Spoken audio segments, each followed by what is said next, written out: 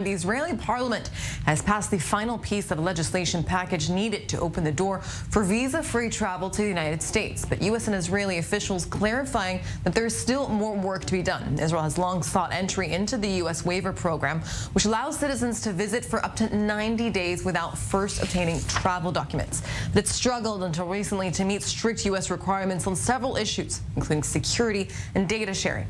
The bill passed on Wednesday drastically expands Israel's abilities to track passengers. It requires airlines to share that personal information with Israel and the U.S. And if the U.S. decides that all requirements have been met, Israelis will be able to begin traveling under the program's rules from October. Netanyahu calls the approval of the laws important news. Owen, break down some of these headlines here, because we're hearing sort of conflicting reports between Washington and Jerusalem regarding the program. Right, and there's no reason for conflicting reports. I mean, the Prime Minister's office statement yesterday, and this was very, very clear. It was not at all misleading. I mean, people don't like Netanyahu, obviously at a time of very strong feelings, and that's, of course, perfectly fine.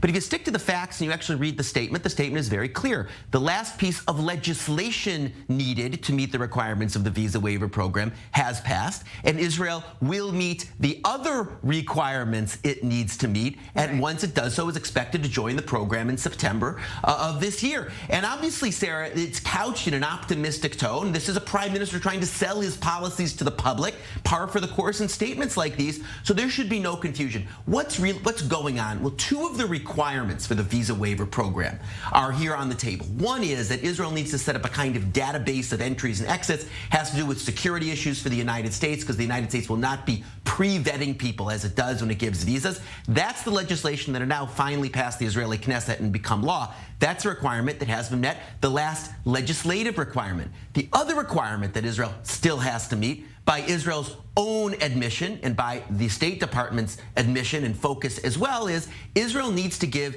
equal access to its territory to Palestinian Americans. As we know, Sarah, Palestinians, including Palestinians holding a U.S. passport, come to Ben Gurion Airport and may be treated somewhat differently than other passengers. What the U.S. government is telling Israel very clearly is, if you want a visa waiver, you need to treat those people equally, unless there is truly someone who has for whom there is an individual risk that that person is a security threat. Otherwise, there cannot be the kind of profiling that there has been in the past, and that's a requirement Israel hasn't yet met.